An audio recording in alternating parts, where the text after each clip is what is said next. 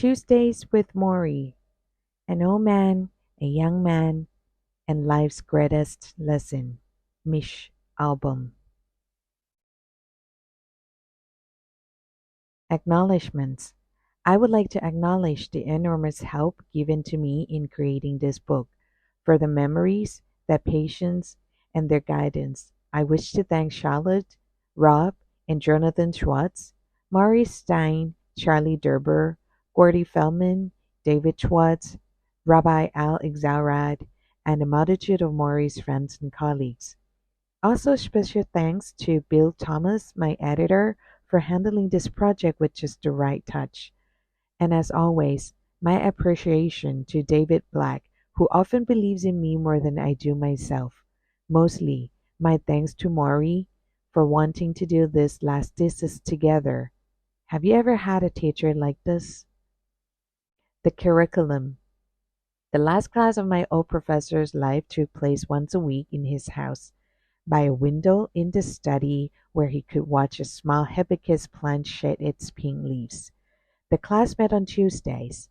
It began after breakfast. The subject was the meaning of life. It was taught from experience. No grades were given, but there were oral exams each week. You were expected to respond to questions, and you were expected to pose questions of your own. You were also required to perform physical tasks now and then, such as lifting the professor's head to a comfortable spot on the pillow or placing his glasses on the bridge of his nose. Kissing him goodbye earned you extra credit. No books were required, yet many topics were covered, including love, work, community, family, aging, forgiveness, and finally, death. The last lecture was brief, only a few words. A funeral was held in lieu of graduation. Although no final exam was given, you were expected to produce one long paper on what was learned.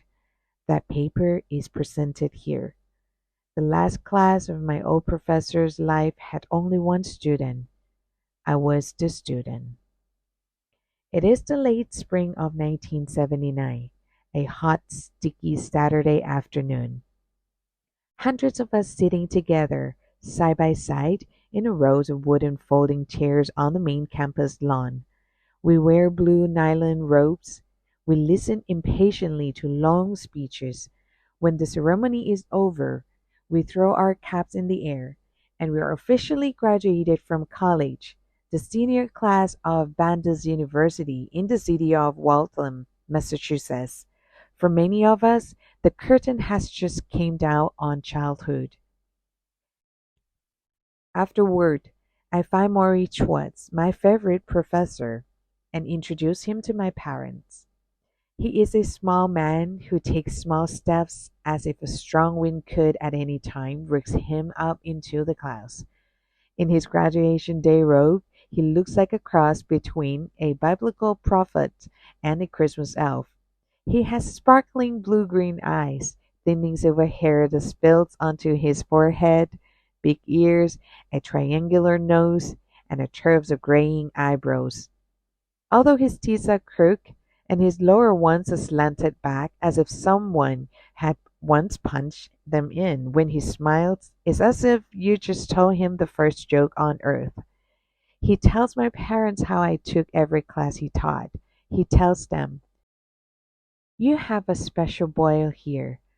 Embarrassed, I look at my feet. Before we leave, I hand my professor a present, a tan briefcase with his initial on the front. I bought this the day before at a shopping mall. I didn't want to forget him. Maybe I didn't want him to forget me. "Mish, you're one of the good ones," he says, admiring the briefcase. Then he hugs me. I feel his thin arms around my back. I'm taller than he is, and when he holds me, I feel awkward, older, as if I were the parent and he were the child. He asks if I will stay in touch, and without hesitation I say, "Of course." When he steps back, I see that he is crying. The syllabus. His death sentence came in the summer of 1994. Looking back, Morrie knew something bad was coming long before that. He knew it the day he gave up dancing. He had always been a dancer, my old professor. The music didn't matter. Rock and roll, big band, the blues, he loved them all. He would close his eyes and with a blissful smile begin to move to his own sense of rhythm. It wasn't always pretty, but then he didn't worry about a partner. Morrie danced with himself. He used to go to this church in Harvard Square every Wednesday night for something called Dance Free. They had flashing lights and booming speakers, and Morrie would wander in among the mostly student crowd, wearing a white t-shirt and black sweatpants and a towel around his neck. And whatever music was playing, that's the music to which he danced. He do the Lindy to Jimi Hendrix. He twisted and twirled. He waved his arms like a conductor of amphetamines until sweat was dripping down the middle of his neck. No one there knew he was a prominent doctor of sociology with years of experience as a college professor and several well-respected books. They just thought he was some old nut. Once he brought a tango tape and got them to play it over the speakers. Then he commandeered the floor, shooting back and forth like some hot Latin lover. When he finished, everyone applauded. He could have stayed in the moment forever. But then the dancing stopped. He developed asthma in his 60s. His breathing became labored. One day he was walking along the Charles River and a cold burst of wind left him choking of air. He was rushed to the hospital and injected with adrenaline. A few years later, he began to have trouble walking. At a birthday party for a friend, he stumbled inexplicably. Another night, he fell down the steps of the theater, startling a small crowd of people. "Give him air!" someone yelled. He was in his 70s by this point, so they whispered "OH" and helped him to his feet.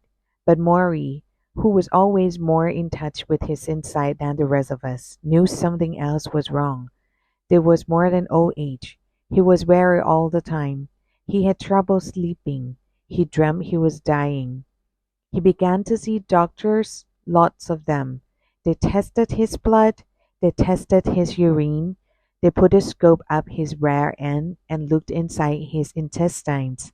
Finally, when nothing could be found, one doctor ordered a muscle biopsy, taking a small piece out of Morrie's calf.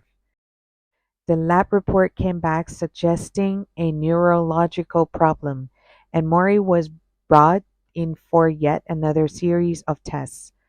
In one of those tests, he sat in a special seat as the zapped him with electrical current and electrical chair. Ofsorsan studied his neurological responses. "We need to check this further," the doctor said, looking over his results. "Why?" Morrie asked. "What is it?" "We are not sure. Your times are slow." His times were slow? What did that mean? Finally, on a hot, humid day in August 1994, Morrie and his wife Charlotte went to the neurologist's office, and he asked them to sit before he broke the news. Morrie had amyotrophic lateral sclerosis, or ALS, Lou Gehrig disease, a brutal, unforgiving illness of the neurological system. There was no known cure. "How did I get it?" Morrie asked. Nobody knew. "Is it terminal?" "Yes." "So I am going to die?" "Yes, you are," the doctor said. "I'm very sorry." He sat with Morrie and Charlotte for nearly 2 hours, patiently answering their questions. When they left, the doctor gave them some information on ALS, little pamphlets, as if they were opening a bank account. Outside, the sun was shining, and people were going about their business. A woman ran to put money in the parking meter. Another carried groceries. Charlotte had a million thoughts running through her mind. How much time do we have left? How will we manage? How will we pay the bills? My old professor, meanwhile, was stunned by the normalcy of the day around him. Shouldn't the world stop? Don't they know what has happened to me? But the world did not stop. It took no notice at all. And as Morrie pulled weakly on the car door, he felt as if he were dropping into a hole. Now what? He thought. As my old professor searched for answers, the disease took him over day by day, week by week. He backed the car out of the garage one morning and could barely push the brakes. That was the end of his driving. He kept tripping, so he purchased a cane. That was the end of his walking free. He went for his regular swim at the YMCA, but found he could no longer undress himself. So he hired his first home care worker, a theology student named Tony, who helped him in and out of the pool and in and out of his bathing suit. In the locker room, the other swimmers pretended not to stare. They stared anyhow. That was the end of his privacy. In the fall of 1994, Morrie came to the Healy Brandeis campus to teach his final college course. He could have skipped this, of course. The university would have understood. Why suffer in front of so many people? Stay at home. Get your affairs in order. But the idea of quitting did not occur to Morrie.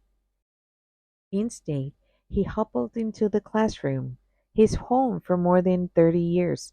Because of the cane, he took a while to reach the chair. Finally, he sat down, dropped his glasses off his nose, and looked at the young faces who stared back in silence. My friends, I assume you are all here for the social psychology class.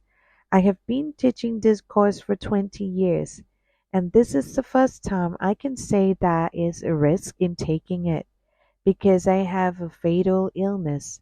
I may not live to finish the semester. If you feel this is a problem, I understand if you wish to drop the course. He smiled, and that was the end of his secret. ALS like a lit candle. It melts your nerves and leaves your body a pile of wax. Often, it begins with the legs and works its way up. You lose control of your thigh muscles so that you cannot support yourself standing. You lose control of your trunk muscles so that you cannot sit up straight.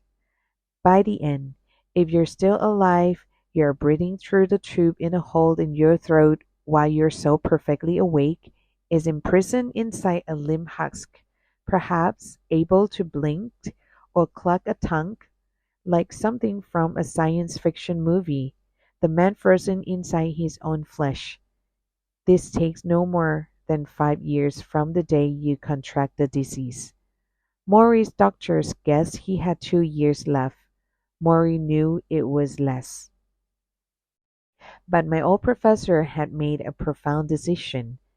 When he began to construct the day he came out of the doctor's office with the sword hanging over his head. Do I wither up and disappear, or do I make the best of my time left? He had asked himself. He would not wither. He would not be ashamed of dying.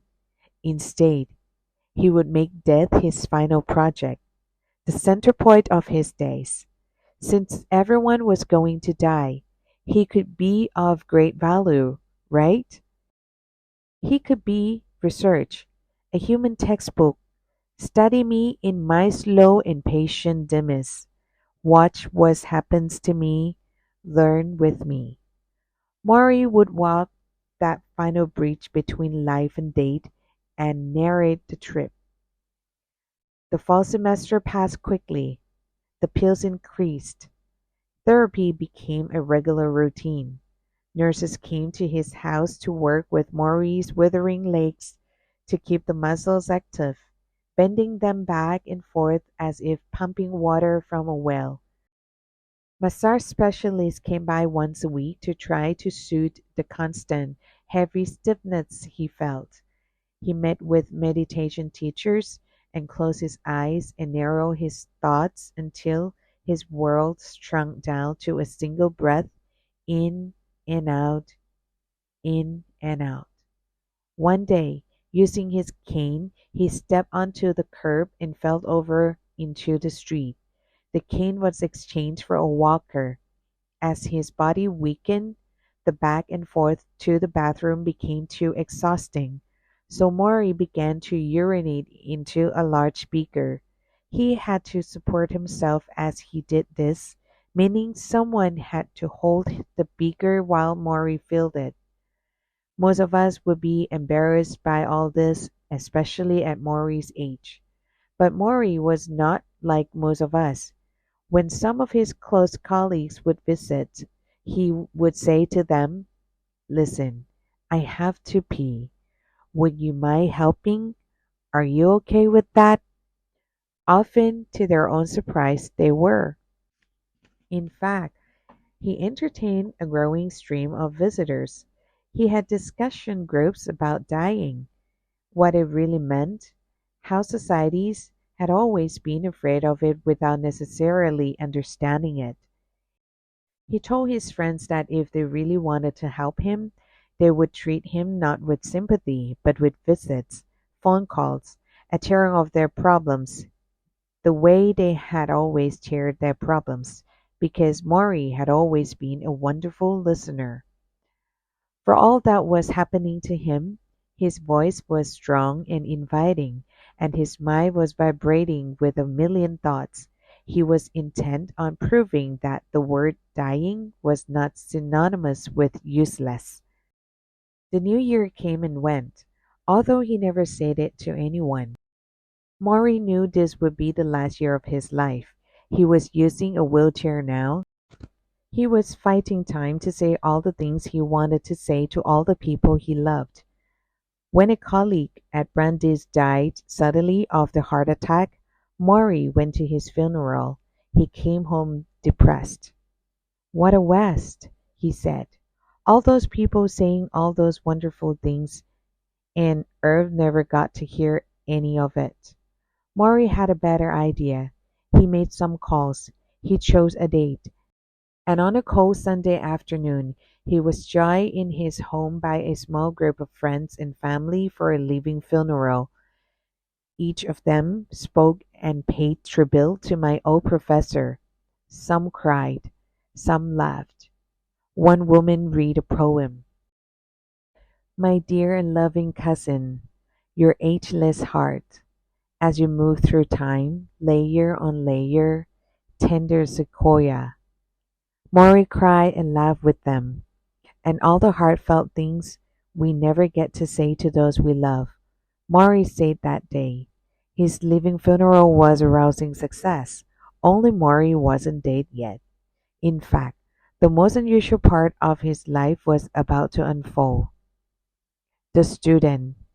At this point, I should explain what had happened to me since that summer day when I last hugged my dear and wise professor and promised to keep in touch. I didn't keep in touch. In fact, I lost contact with most of the people I knew in college, including my beer drinking friends and the first woman I ever woke up with in the morning. The years after graduation hardened me into someone quite different from the strutting graduate who left campus that day, headed for New York City, ready to offer the world his talent. The world, I discovered, was not all that interested. I wandered around my early 20s, paying rent and reading classified and wondering why the lights were not turning green for me. My dream was to be a famous musician. I played the piano. But after several years of dark, empty nightclubs, broken promises, bands that kept breaking up, and the producers who seemed excited about everyone but me, the dream soured. I was failing for the first time in my life. At the same time, I had my first serious encounter with death. My favorite uncle, my mother's brother, The man who had taught me music, taught me to drive, teased me about girls, thrown me a football, that one adult whom I targeted as a child and said, "That's who I want to be when I grow up." Die of pancreatic cancer at the age of 44. He was a short, handsome man with a thick mustache, and I was with him for the last year of his life, living in an apartment just below his. I watched his strong body wither, then bloat, saw him suffer, night after night, doubled over the dinner table, pressing on his stomach, his eyes shut, his mouth contorted in pain. "Ah, God!" he would moan. "Ah, Jesus!" The rest of the us, my aunt, his two young sons, me, stood there silently cleaning the plates, averting our eyes. It was the most helpless I have ever felt in my life. One night in May, my uncle and I sat on the balcony of his apartment. It was breezy and warm. He looked out toward the horizon and said, through gritted teeth, that he wouldn't be around to see his kids into the next school year. He asked if I would look after them. I told him not to talk that way. He stared at me sadly. He died a few weeks later. After the funeral, my life changed. I felt as if time were suddenly precious, water going down an open drain, and I could not move quickly enough. No more playing music at half empty nightclubs. No more writing songs in the apartment. Songs that no one would hear. I returned to school. I earned a master's degree in journalism and took the first job offered as a sports writer. Instead of chasing my own fame, I wrote about famous athletes chasing theirs. I worked for newspapers and freelanced for magazines. I worked at a pace that knew no hours, no limits. I would wake up in the morning, brush my teeth, and sit down at the typewriter in the same clothes I had slept in. My uncle had worked for a corporation and hated it same thing every day, and I was determined never to end up like him. I bounced around from New York to Florida and eventually took a job in Detroit as the columnist for the Detroit Free Press. The sports appetite in that city was insatiable. They had professional teams in football, basketball, baseball, and hockey, and it matched my ambition. In a few years, I was not only painting columns, I was writing sports books, doing radio shows, and appearing regularly on TV, spouting my opinions on rich football players and hypocritical college sports programs. I was part of the media thunderstorm that now soaks our country. I was in demand. I stopped renting. I started buying. I bought a house on a hill. I bought cars. I invested in stocks and built a portfolio. I was cranked to a fifth gear, and everything I did on a deadline. I exercised like a demon. I drove my car at breakneck speed. I made more money than I had ever figured to see. I met a dark haired woman named Janine who somehow loved me despite my schedule and the constant absences. We married after a 7 year courtship. I was back to work a week after the wedding. I told her and myself that we would one day start a family, something she wanted very much, but that day never came. Instead, I buried myself in accomplishments, because with accomplishments, I believe I could control things. I could squeeze in every last piece of happiness before I got sick and died, like my uncle before me, which I figure was my natural fate. As for Morrie, well, I thought about him now and then, the things he had taught me about being human and relating to others, but it was always in the distance, as if from another life. Over the years, I threw away any mail that came from Bandas University, figuring they were only asking for money. So I did not know of Morrie's illness. The people who might have told me were long forgotten, their phone numbers buried in some packed away box in the attic. It might have stayed that way, had I not been flicking through the TV channels late one night when something caught my ear.